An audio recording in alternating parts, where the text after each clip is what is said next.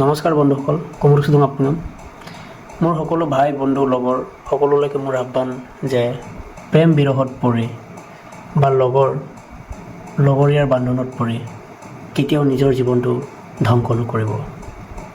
আমাৰ জীৱনটো বহুত মূল্যৱান। আমি জীৱনত এবাৰহে যাপন কৰিবলৈ সুবিধা পাম, বিষয়ে আমি অজ্ঞাত। বন্ধুসকল, যদিহে আমি এই পৃথিৱীৰ বুকুত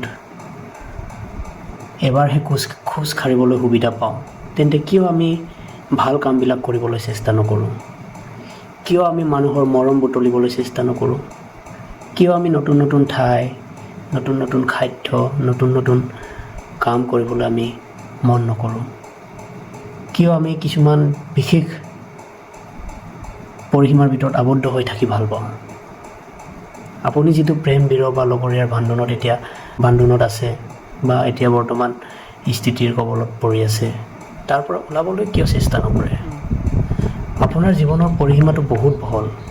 এই পৃথিৱীৰ বুকুত অজস্ৰ ঠাই আছে, অজস্ৰ বস্তু আছে যিটো আপুনি এতিয়াও দেখা নাই, এতিয়াও চোৱা নাই বা এতিয়াও উপভোগ কৰা নাই। আপুনি এতিয়াও গমেই পোৱা নাই যে পৃথিৱীত ইমানবিলাক বস্তু আছে, ইমানবিলাক জানিবলগীয়া ৰহস্য আছে। আপুনি এইবিলাক জুকিয়াই চোৱা নাই বা আমি সেইবিলাক গমেই নাপাওঁ এতিয়ালৈকে। আমি এতিয়াও আবদ্ধ কিছুমান বিশেষ বান্ধোনৰ ভিতৰত। আমি কিয় না এবাৰ ওলাবলৈ চেষ্টা নকৰোঁ? আমি কিয় প্ৰেম বিৰহত পৰি নিজৰ জীৱনটো তিল তিলকৈ ধ্বংস কৰিবলৈ চেষ্টা কৰোঁ? আমাৰ সুখ অনুভূতিবিলাক, দুখ অনুভূতিবিলাক, আমাৰ শৰীৰতো নিয়ন্ত্ৰণ কৰে কিছুমান হৰমন আছে, যাক কেমিকেল আছে, যাক আমি হৰমন বুলি কওঁ। For example dopamine, cortisol, serotonin, adrenal. সেই হৰমনবিলাকে কিছুমান অনুভূতি নিয়ন্ত্ৰণ কৰে। সেই হৰমনবিলাক অত্যাধিক হ'লে আমাৰ শৰীৰৰ বাবে ক্ষতিকাৰক হৈ পৰে। যেতিয়াই আমি দুখ বিৰহৰ বেদনাত অত্যাধিক ভুগি থাকোঁ, তেনেহ'লে কৰ্টিচল হৰমন বৃদ্ধি হৈ যাব আৰু আপুনি লাহে লাহে বেলেগ কামত মন নবহা হৈ যাব আৰু বাৰে বাৰে এই হৰমন বৃদ্ধি হৈ গৈ থাকিব। সেইটো আমি বেলেঞ্চ কৰি ৰাখিব লাগে নহয়। ধ্যানৰ মাধ্যমেৰে নিচাযুক্ত দ্ৰব্য বা যিকোনো ধৰণৰ এনেকুৱা খাদ্য আমি খাব নালাগে যিটো আমাক স্থিৰতাত খেলি মেলি লগাই দিয়ে। জীৱনৰ অনুভূতিত, ভাল অনুভূতিবিলাকত, ভাল চিন্তাধাৰাত ব্যাঘাত জন্মায়। আমি মানুহে দিনত দৈনিক 60,000তকৈও অধিক বিষয়ত আমি চিন্তা কৰোঁ আৰু সেই বিষয়বিলাক সদায় পুনৰাবৃত্তি হৈ গৈ থাকে। আমি যেন ইমানবিলাক চিন্তা আমাৰ মগজুৰ মাজেৰে পাৰ হৈ যায়, তথাপিও পাহৰি যাওঁ। বন্ধুসকল, আমাৰ মনক নিয়ন্ত্ৰণ কৰা বহুত প্ৰয়োজন। আমি যদি আমাৰ মনক নিয়ন্ত্ৰণ কৰিব নোৱাৰোঁ, তেনেহ'লে সেই দুখ সুখ অনুভূতিবিলাক অত্যাধিক হৈ গৈ থাকিব, আমাৰ হৰমনেল ইমবেলেঞ্চ হৈ যাব, যাৰ দ্বাৰা আমি নিজেই গম নোপোৱাকৈ আমি ডাইভাৰ্ট হৈ যাম জীৱনৰ প্ৰকৃত সুখৰ পৰা, প্ৰকৃত সংগ্ৰামৰ পৰা। আমি জীৱনৰ লক্ষ্য উদ্দেশ্য পাহৰি যাম।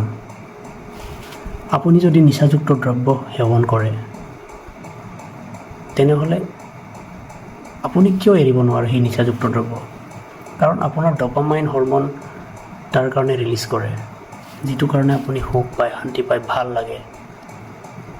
যিটো অভ্যাসত পৰিণত হৈ যায়, সেই ডপামাইন হৰমনটো আপোনাৰ অট'মেটিক ৰিলিজ হৈ গৈ থাকিব আৰু যেতিয়া অত্যাধিক ৰিলিজ হ'ব, তেতিয়া আপুনি সেই দ্ৰব্য সেৱন কৰিবলৈ বিচাৰিব, যাৰ দ্বাৰা আপুনি যিকোনো প্ৰকাৰে হ'লেও আপুনি সেইটো সেৱন কৰিবলৈ চেষ্টা কৰে। গতিকে বন্ধুসকল, কোনো বস্তু অত্যাধিক কৰিব নালাগে। সেইটো প্ৰেমেই হওক বা নিচাযুক্ত দ্ৰব্যই হওক, কাৰণ হৰমনে সেইটো বিচাৰি ফুৰে যিটো আমাৰ কাৰণে ভাল লাগে। কিন্তু অত্যাধিক বস্তুটো ভাল নহয় ন।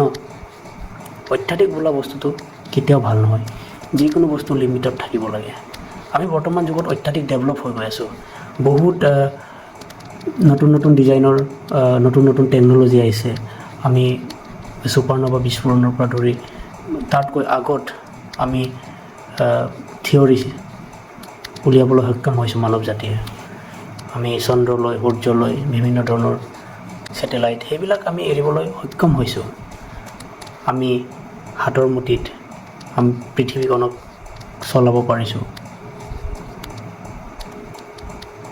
আৰ্টিফিচিয়েল ইণ্টেলিজেঞ্চ সকলো কাম সুবিধা কৰি দিছে। যেনে মানৱ জাতিৰ শাৰীৰিকভাৱে কৰিবলগীয়া যে কাম যেন বৰ্তমান যুগত একোৱেই নাই। তথাপিও সেই অত্যাধিকতাই আমাৰ ব্যক্তিগত জীৱনত, মানৱ জীৱনত কিবা বিৰূপ প্ৰভাৱ পেলোৱা নাইনে? মই কিয় কওঁ চিম্পল লিভিঙৰ বিষয়ে? চিম্পল লিভিং এক মানসিকতা হয়, যিটো মানসিকতাই সেই অত্যাধিকতাক, এই যি টু মাছ ডেভেলপ হৈছে, যিটো বস্তু অত্যাধিক হৈ গৈছে আৰু পৃথিৱীখন ধ্বংস হোৱাৰ প্ৰেক্ষাপটত বৰ্তমান যুগত, সেইটো ৰোধ কৰিবলৈ আপোনাৰ চিম্পল মানসিকতাই হেল্প কৰিব। আমি সেই মানসিকতাৰ দ্বাৰা আমি পৃথিৱীখনক বচাব পাৰিম। পৃথিৱীখনক বচাবতো পাৰিম, আপুনি নিজেও বাচিব। কাৰণ আপুনি নিজেও এতিয়া বন্দী সেইবিলাকৰ জালত, ডেভেলপমেণ্টৰ জালত আপুনি বন্দী। আৰু আপুনি ডেভেলপমেণ্টৰ নামত জাষ্ট এটা শ্ব' হয়, সেইটো আপুনি ডেভেলপ হৈছে, কিন্তু আপোনাৰ ভিতৰত আপুনি খোকলা হৈ গৈছে, আপুনি খালী হৈ গৈছে। আপোনাৰ অনুভৱ, বিভিন্ন ধৰণৰ আপোনাৰ জীৱনত যাপন কৰিবলগীয়া বস্তুবিলাক আপোনাৰ পৰা হেৰাই গৈছে। চ' সেইটো আপোনাৰ ব্যক্তিগতভাৱেও জৰুৰী, য'ত আপুনি চিম্পল লিভিঙত জীয়াই থাকিলে সকলো বস্তু ঘূৰাই পাব আৰু আপুনি এই ট্ৰেপবিলাকৰ পৰা মুক্ত হৈ যাব। তো চিম্পল লিভিং মানসিকতাই আপোনাক এই নিচাযুক্ত দ্ৰব্য নাইবা এই প্ৰেম বিৰহ সেইবিলাকৰ পৰা আপোনাক মুক্ত কৰিব। কাৰণ আপুনি সৰলভাৱে জীয়াই থাকিব জীৱনটোত। আপোনাৰ জীৱনত কোনো ধৰণৰ ইগ' নাথাকিব। মোৰ লগত সংযুক্ত হৈ থাকক। মই আপোনালোকক চিম্পল লিভিঙৰ বিষয়ে নতুন নতুন থিয়ৰী আগবঢ়াম আপোনালোকৰ মাজলৈ। গতিকে বন্ধুসকল, আজিলৈ ধন্যবাদ। আকৌ লগ পাম। বাই। Stay a while.